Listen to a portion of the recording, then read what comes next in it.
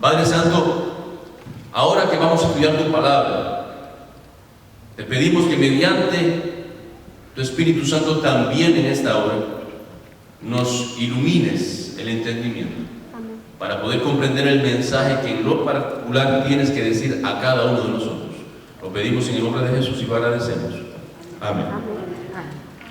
Mis queridos, lo que acabamos de leer en la primera carta a los Corintios, capítulo 15, a partir del versículo 9, fue una declaración del apóstol San Pablo, alguien que ejerció una influencia en favor del Evangelio como ningún otro cristiano hasta el momento ha realizado. Y es interesante cómo comienza el apóstol Pablo a presentar lo que acabamos de leer. Y yo creo que no seguiría yo su ejemplo a la hora de presentar mis credenciales ante una congregación. Él se está dirigiendo a una iglesia, ¿verdad?, a los Corintios, y la credencial que está presentando, su introducción, es un poco contradictoria. Acabamos de leer que él está diciendo que él no era digno de ser llamado apóstol. Imagínense que de repente yo venga aquí en la mañana y me presente diciendo, pues miren, buenos días, feliz sábado, yo no soy digno de estar aquí parado en el púlpito porque hasta el día de ayer yo era el capo de un cartel de narcotráfico. ¿Cómo ustedes reaccionarían? Por supuesto que de una manera contraria. Bueno, algo similar está haciendo Pablo. Pablo no está diciendo yo fui hasta el día de ayer un capo, jefe de un cartel de narcotráfico, pero está diciendo algo similar para esa época. Él está diciendo yo fui uno de aquellos que persiguió a la iglesia de Cristo y ahora soy un predicador del mensaje de Jesucristo. Y cuando leemos la historia de Pablo, es evidente que hay un antes y un después. Un Pablo que inicialmente fue llamado Saulo de Tarso, un Pablo que era celoso en perseguir a los cristianos porque él pensaba que estaban haciendo lo incorrecto. Alguien que consintió en el encarcelamiento y en la muerte de muchos seguidores de Jesucristo. Alguien que solamente de mencionar su nombre los cristianos pues temblaban de miedo. Alguien que tocaba puerta a puerta y entraba allí arrastrando a las personas, llevándolos al cadalso, llevándolos a la muerte, llevándolos a cualquier tipo de privación por el sencillo hecho de que habían profesado seguir el nuevo camino de Cristo Jesús. Y de repente este Saulo de Tarso tiene un encuentro trascendental que se narra allí en el libro de los Hechos, un encuentro con el Señor Jesucristo, un encuentro que allí se nos detalla de una manera drástica. No sé si lo han leído en el libro de los Hechos, cuando Saulo de Tarso, camino a Damasco, tiene su encuentro ¿con quién? Con el Señor Jesucristo. Él iba precisamente con la misión, iba cabalgando hacia una dirección para de allí arrancar y exterminar a todos los cristianos que vivían en aquella zona. ¿Y cuándo se dirigía con ese propósito en mente? ¿Cuándo se dirigía con esa motivación malsana de perseguir a la iglesia de Jesucristo recién naciente? Jesús se le aparece camino a Damasco. En una visión, lo que llamamos en teología una teofanía, una aparición de Dios, Jesús se le aparece en persona a Saulo de Tarso. Y en ese momento no solamente se le aparece, sino que con esa aparición marca en la vida de aquel hombre un antes y un después. Bueno, antes de iniciar con lo que es el sermón de esta mañana, yo quiero decirles que el sencillo hecho de lo que fue la experiencia de Pablo antes de ser un cristiano, a mí me llena de aliento, me llena de esperanzas, me llena de expectativas, porque sé que independiente, el caso de Pablo me lo está diciendo. Sé que independientemente a través de lo que me está diciendo la Escritura en la vida de este hombre o a través de la vida de este hombre, que aunque yo en algún momento de mi vida me encuentre por caminos torcidos, sé que de momento, aunque yo esté haciendo todo lo contrario a lo que Dios espera de mí, sé que aunque en mis palabras y acciones yo me pase la vida o me haya pasado la vida mostrándome como un enemigo de Dios o de la causa de Cristo, sin tener el más mínimo deseo de agradar a ese Jesús, sé que independientemente de que, aunque mi vida haya sido así, Jesús tiene un plan conmigo y es capaz de aparecerse en medio del camino y enderezar mis pasos, de darle un camino completamente diferente por el cual yo estoy transitando. La gracia de Dios es tan grande que independientemente de cuáles sean nuestras intenciones, independientemente de cuál sea el motivo por el cual estamos viviendo, aunque esté contrario a los planes de Dios, en su misericordia Dios siempre tiene planes de encontrarse conmigo para que yo deje de transitar por esos caminos torcidos y a partir de ese encuentro personal que Él ha marcado en su agenda, yo comience a transitar por el camino que Él ha determinado para mi salvación. ¿Sabes? Yo no sé, en otras palabras, yo no sé si en tu agenda tú algún día has marcado allí en tu agenda existencial, habrás marcado un día, un momento, no sé si va a ser un miércoles, no sé si va a ser un sábado, un domingo, un lunes, o de lunes a viernes, o el año 2020, o en este propio año. Yo no sé si en tu agenda tú tendrás marcado el día o los días en los cuales te vas a encontrar con Jesucristo. No lo sé, pero solo sé que aunque tú no lo tengas en tu agenda, aunque no lo hayas puesto en tu agenda, aunque no te interese ponerlo en tu agenda, en la agenda divina, Dios tiene el día, marcado el día en el cual te va a visitar. Y ese día va a marcar un antes y un después en tu vida. Ya jamás serás el mismo. Fue lo que ocurrió en la vida de Pablo. Antes se llamaba Saulo, después del encuentro se le llama Pablo. Un antes y un después. De perseguidor de la iglesia a predicador del evangelio, ¿verdad? De asesino consentidor a un salvador de vidas. Interesante. Un antes y un después. Y ahora Pablo, en el capítulo 15, a la hora de presentarse, precisamente dice: yo no soy digno de estar frente a ustedes predicando. Yo no soy digno de tomar la palabra de Cristo en mi boca, porque una vez yo los perseguí a ustedes. Es más, no soy ni siquiera uno de los apóstoles originales. Soy el último. Soy como un abortivo. Pero de igual manera, Dios, en su misericordia, apareció en mi camino y ha transformado mi vida. Y ahora, con esa garantía y con la credencial de que un día Cristo me encontró, yo me presento ante ustedes. Ahora Pablo, a la hora de presentar su credencial, está diciendo: yo estoy aquí solamente por un motivo. Yo soy lo que soy solamente por un motivo. Soy lo que soy por la gracia de Dios. Amén.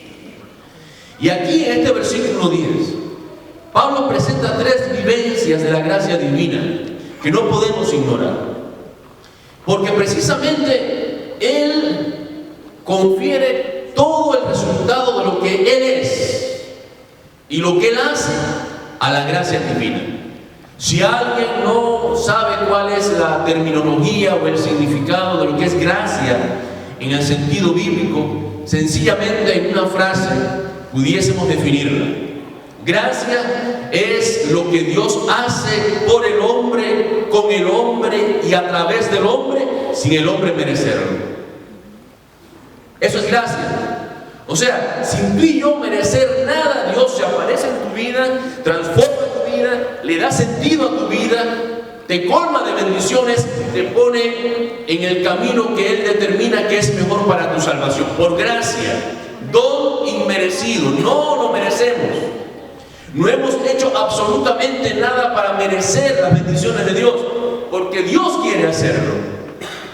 Por su gracia, sin yo merecerlo, Él lo concede.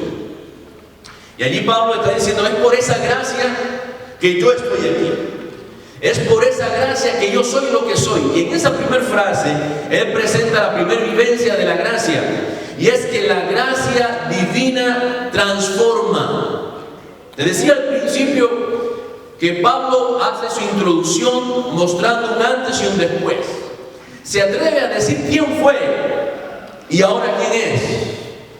Pero él presenta esa realidad en base a lo que Dios ha hecho en él y con él a través de su gracia. Cuando se proyecta sobre alguien esa gracia transforma. Yo voy a soltar esto porque me está haciendo interferencia. Primera vivencia de la gracia. La gracia divina transforma. Hay personas hoy en día, y desgraciadamente hay una tendencia en los púlpitos, o sea, en los lugares donde se predica la palabra, de restarle importancia o valor a la gracia. Aparentemente, en nuestras iglesias se exalta la gracia divina y la misericordia, pero en lo que realmente se predica muchas veces podemos percibir que se les resta valor, porque hemos llegado a creer que Dios sencillamente, cuando derrama su gracia, lo hace para que tú y yo no tengamos que hacer absolutamente nada después de recibirla.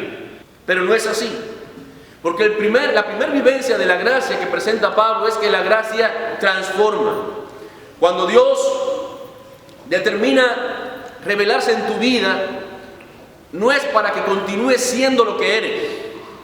Cuando Dios se revela en tu vida, cuando Dios en su agenda divina marcó el día de tu visitación, ese día es para que tú no sigas siendo lo que eres. En otras palabras, para que dejes de ser lo que eras y para que te conviertas en una persona completamente diferente. Pablo está diciendo, por la gracia de Dios soy lo que soy. Lo que él era no es lo que había sido. Había sido perseguidor, ahora era un predicador. Y decirles quiero que posiblemente, también lo dije en la introducción, no haya existido un cristiano, un creyente en Cristo que haya predicado tanto y con tanta influencia como lo hizo Pablo. Los apóstoles originales, aquellos que escogió Jesús, evidentemente predicaron el evangelio a miles de personas. Gracias a alguno de ellos tenemos hoy parte de las escrituras, porque escribieron parte de los evangelios. Sin embargo, ninguno alcanzó a tantas personas como el apóstol Pablo. Estaba completamente consagrado a la predicación del evangelio. Él se sentía con una deuda. Sabía de dónde había salido. En otras palabras, sabía de dónde Dios lo había sacado. Y sabía lo que ahora era. Y todo lo atribuía a la gracia divina, porque recuerda, la gracia divina se revela en la vida de un ser humano para transformarlo, para que no seas lo que quizás hoy eres, y para que a partir de ese momento te conviertas en una persona completamente diferente. Amén. De la misma manera que Pablo tuvo un antes y un después, Dios quiere en esta mañana que tú, independientemente de la vida que estés viviendo, independientemente de cuáles sean tus caminos, independientemente de cuál sea tu mentalidad, independientemente de cómo estés viviendo, dónde te encuentres, Dios también para ti quiere marcar un antes y un después. Amén.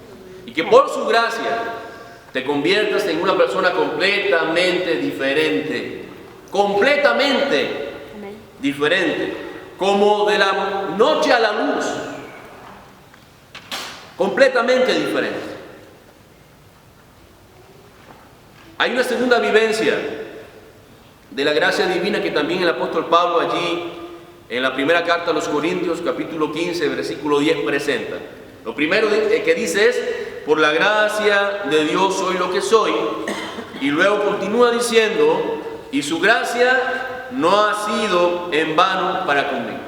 La segunda vivencia de la gracia es que la gracia no se recibe en vano. Decía hace unos segundos que desgraciadamente en muchos de los púlpitos cristianos se le ha restado valor a la gracia, llegando a predicarse que después de haber recibido el don divino de la salvación, el ser humano no tiene que hacer absolutamente nada para salvarse. Pero es un error creer que Dios lo ha hecho todo y yo no tengo que hacer nada. Y saben, esa predicación o esa doctrina es un poquito como que difícil de descifrar, porque tiene mucho de verdad, pero también tiene mucho de error. En primer lugar, es 100% correcto que Dios lo ha hecho todo para salvarnos. Es 100% correcto que mediante la muerte de Cristo en la cruz del Calvario, tú y yo podemos hoy aspirar a la salvación, porque Él ganó nuestra salvación con su sangre, con su muerte, con sus méritos. No tuvimos que hacer absolutamente nada para ello. Él lo hizo por nosotros. Pero de ahí a llegar a creer que ahora yo no tengo que hacer absolutamente nada para salvarme, es un error garrafal. Porque hay quienes dicen, bueno, mira, no tienes ni siquiera que preocuparte por obedecer, porque Cristo obedeció la ley que tú no puedes obedecer para que tú no tengas que obedecer. Error. Tú no tienes que cumplir con los requerimientos bíblicos porque Cristo lo hizo todo por ti, para que tú no tengas que hacerlo. Él asumió la responsabilidad de cargar el peso de todo, del pecado, de la obediencia, de los requerimientos, de las leyes sobre su vida, para librarte a ti de esa responsabilidad. Eso es un error, porque ciertamente Cristo lo hizo todo, pero la parte de obedecer, la parte de vivir para obedecer, es algo que está innato en la propia gracia cuando se recibe. Sí, la gracia transforma, pero dice Pablo, la gracia no se recibe en vano. Hay un motivo por el cual Dios derrama su gracia. Hay un motivo por el cual Dios llamó a Saulo de Tarso. Había un motivo claro: llevar el evangelio a los gentiles, llevar el evangelio al mundo conocido de aquel momento, expandir las buenas nuevas de Cristo y de su salvación a todas las personas que él pudiera alcanzar con su predicación. Había un motivo. Había también el motivo de cambiar el rumbo de su vida, que iba hacia la perdición, y mostrar el camino de la salvación, porque la gracia no se recibe en vano. Hay un propósito. Amén. Así que si Dios derrama su gracia sobre ti, la quiere derramar sobre cada uno de nosotros, independientemente de cómo seamos. Él quiere revelar su gracia sobre nosotros, derramarla sobre nosotros. Él no lo va a hacer, como decimos en nuestro castellano, por gusto o sin motivo. Dice Pablo, yo no recibí la gracia en vano. Hay un motivo. Y sí hay una segunda intención en Dios a la hora de derramar su gracia. Y bendita sea esa segunda intención. Esa segunda intención es nuestra salvación. Esa segunda intención es que vivamos en obediencia. Esa segunda intención es que le encontremos un sentido a nuestra vida. Pero un sentido no simplemente, ay, qué bueno que Dios me salvó. No, un sentido existencial.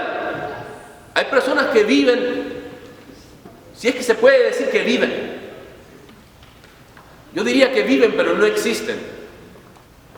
Tienen vida biológica, pero espiritualmente están muertos, no tienen sentido. No se han puesto delante una meta elevada. Y cuando digo elevada, a una meta por encima de lo que un ser humano normal hace en este mundo. Y lo que un ser humano normal, entre comillas pongo normal, hace en este mundo es lo que hacen también los animales. Comer, reproducirse y punto. Tener un techo y punto. Un hogar, una familia.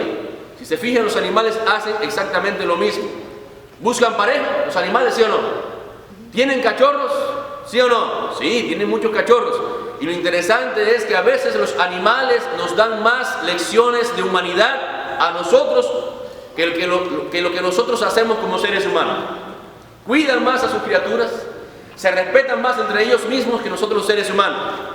Buscan cobijar a sus criaturas, los animales sí. Viven en comunidad también. Comparten juntos, vean las hienas y los leones cuando matan a un animal para comérselo, lo comparten. O sea, prácticamente, vamos a llamar socialmente, somos muy equiparados o parecidos a los animales.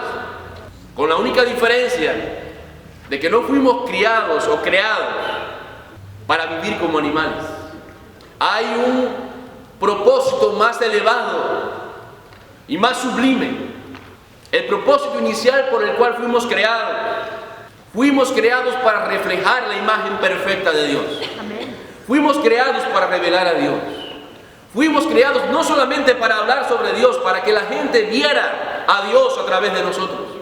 Fuimos creados para que el mundo se convenciera de que la raza humana iba a ser la representación perfecta y completa del Dios Todopoderoso. Pero desgraciadamente el pecado entró a este mundo para estropear el plan divino. Y hoy el ser humano, en vez de reflejar a la imagen de Dios, refleja cualquier otra imagen menos la de Dios. Al punto de que los seres humanos han llegado a inventar la teoría de que los seres humanos provienen del mundo animal, rebajando nuestra propia existencia a lo animal, cuando la realidad es que salimos de las manos de un Dios todopoderoso, deseoso de derramar sus bendiciones sobre nosotros, deseoso de, a pesar de haber caído nosotros en pecado, de derramar su gracia sobre nosotros para que nuestra vida tuviese sentido y un sentido más elevado. ¿Cuáles son tus metas? ¿Cuáles son tus objetivos de vida? ¿Están por encima del estándar biológico o se van más allá? ¿Tienen una sagrada ambición más allá? ¿Tu vista está proyectada en esta tierra? ¿Está en el estándar biológico o más allá? Pablo está diciendo: yo no he recibido la gracia de Dios en vano. Había un propósito, yo lo descubrí y vivo para ello. Es la segunda vivencia. Así que la primera vivencia de la gracia es: la gracia transforma.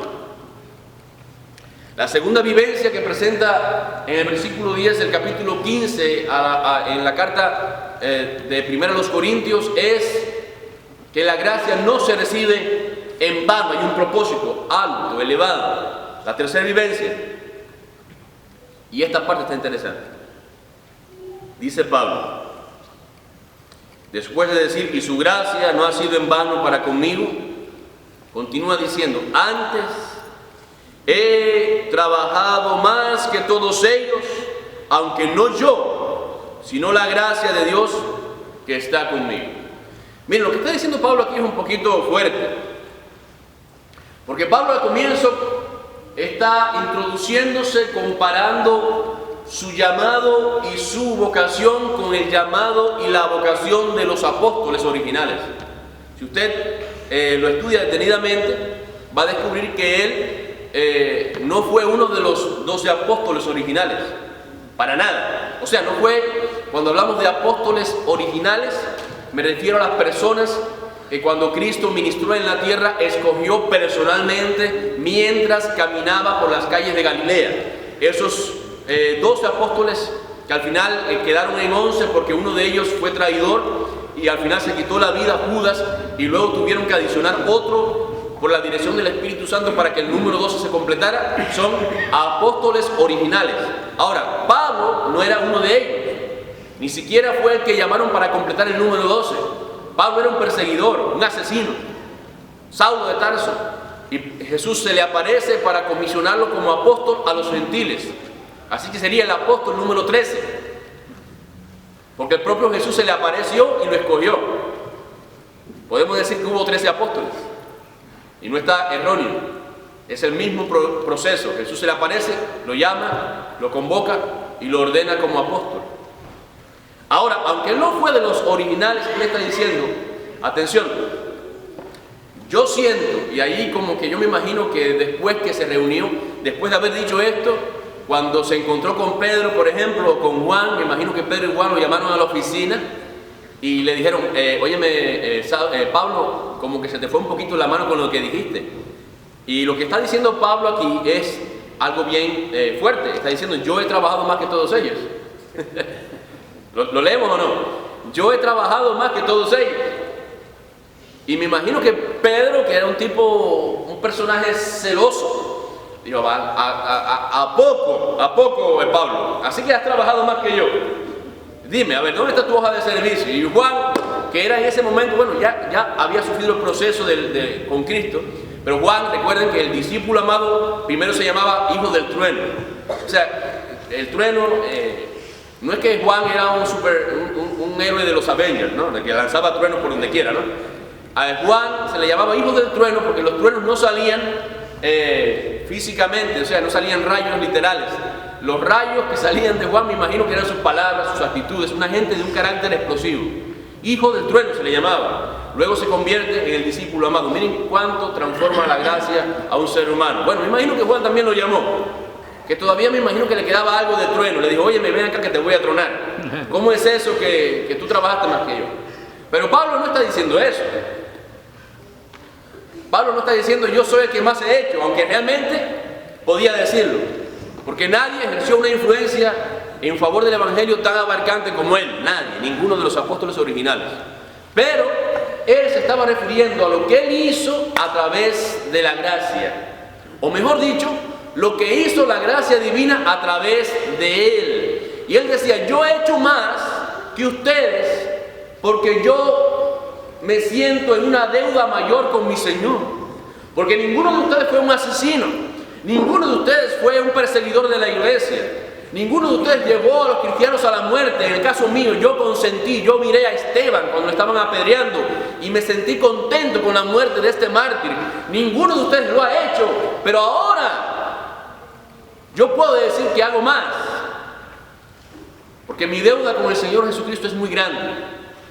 Y si por mi causa muchos murieron, hasta el final de mis días, haré todo lo que tenga que hacer para que muchos más reciban la vida en Cristo Jesús. Amén. Y ahora está diciendo la tercera vivencia de la gracia, y es que la gracia nos hace trabajar. Esta parte como que nos inquieta un poquito. Miren, nosotros a veces tenemos hacemos una dicotomía, una división en el cuarto mandamiento. ¿Cuál es el cuarto mandamiento de la ley de Dios? Que aparece en Éxodo 20. ¿Qué dice? No. ¿Ven cómo lo cortamos? No dice así. 6 días trabajarás. Así comienza, ¿sí o no? Y harás toda tu obra, más el 7º día de reposo para Jehová tu Dios. O sea, hay dos partes ahí. Nosotros nos vamos a acuérdate del sábado para santificarlo. Sí, ahí nos quedamos. Pero hay dos cosas en el mandamiento. O sea que el mandamiento lo comprende no solamente el descanso sabático, lo que nosotros hacemos. Nosotros guardamos el sábado, o sea, observamos, no que lo guardamos en un closet, ¿no? Es que la palabra guardar a veces como que no se entiende. Nosotros observamos o respetamos el sábado como día de reposo, porque desde la creación, antes que existiera una nación llamada Israel, porque dicen muchos por ahí que nosotros somos personas que vivimos bajo el antiguo pacto, no. Antes de que se hiciera el pacto con Israel, ya el sábado era. Desde el comienzo de la creación, Dios lo guardó, Dios lo respetó, Dios lo santificó y lo dejó como una conmemoración de adoración para los verdaderos creyentes. Por eso lo observamos. Ahora, el mandamiento incluye trabajar 6 días, ¿sí o no? Así que cuando tú de sol a sol te levantas en la mañana y llegas tarde en la casa y piensas a veces, estoy gastándome la vida, ¿con qué objetivo? No pienses así, ¿no? De repente puede que te vaya muy bien en tu trabajo, puede que no te vaya bien, puede que te sientas a veces desanimado, frustrado, perplejo, porque es demasiado el trabajo, es demasiado pues lo que tienes que pagar, lo que tienes que hacer, quizás demasiado lo que haces, demasiado sacrificio, quizás. Recuerda que aunque estés atareado y trabajado, estás cumpliendo con el mandamiento divino, estás trabajando y Dios te va a bendecir por ello. Ahora, si trabajas pero no observas el sábado, todavía está incompleto tu relación con el Señor, porque tienes que hacer, después de 6 días trabajar, el descanso. Ahora, Pablo no se refiere a ese trabajo, aunque Pablo trabajaba. Si hemos leído, Pablo trabajaba con sus propias manos para sustentarse, construía tiendas y encima de eso predicaba.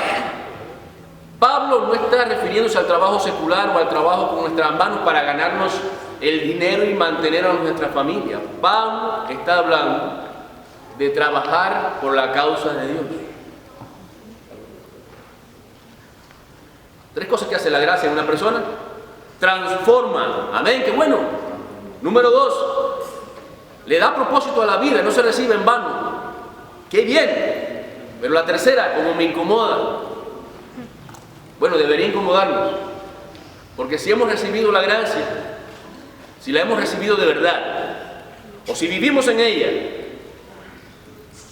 la gracia nos hace trabajar en favor de aquellos que no conocen a Cristo. Todo aquel que reciba la gracia divina, todo aquel que la reciba, enfatizo, se va a sentir en deuda con el Señor. Y no a manera de pagar una deuda es que vamos a trabajar. Es que sencillamente, dice la Biblia, de gracia recibiste, ahora devuelve gracia. Si mucho se te perdonó, ahora predica sobre el perdón. Si mucho Dios te ha amado y ha revelado su amor sobre ti, ahora llévale ese mensaje a quien no lo conoce. Eso es lo que hace la gracia. La gracia es lo que hace en nosotros cuando la recibimos: ponernos a trabajar. ¿Cómo? Ay, pastor, yo nunca he dado un estudio bíblico, me voy a perder. Yo nunca he predicado la palabra de Dios en el púlpito, me voy a perder. Ay, pastor, que yo nunca he repartido un tratado, que me voy a perder. Nunca he invitado a nadie a la iglesia, me voy a perder. Nunca he ganado un alma para Cristo, estoy perdido. Bueno, si piensas así, tienes el 50% de la razón. Pero el otro 50% que Dios quiere que tú entiendas es que esa obra tú no tienes que hacerla para que Dios te ame. Esa obra de ir, de compartir, de llevar un plato de comida, de hacer una invitación, de dar un estudio bíblico, de regalar una literatura, de visitar al hambriento, a los que están en la cárcel, a los ancianos, a los enfermos. No tienes que hacerlo para que Dios te ame. Vas a hacerlo porque tú amas a Dios. Lo vas a hacer sin que nadie te mande, porque recibiste a Dios. No vas a poder soportar el deseo de hacerlo si la gracia de Dios habita en ti. Pablo dijo: ay de mí si yo no predico el Evangelio. Así que pidámosle a Cristo que derrame su gracia sobre nosotros. Amén. Lo necesitamos, ¿sí o no? Yo necesito cada día un antes y un después.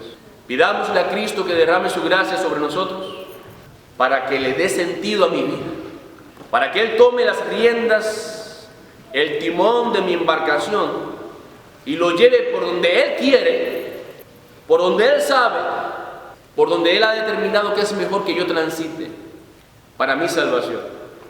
Pidámosle a Cristo que derrame su gracia sobre nosotros para que finalmente podamos cumplir la misión aquí en la tierra, de ir y decirle a aquel que no conoce que Cristo vive, que Cristo transforma corazones, que está viniendo a buscar a su pueblo.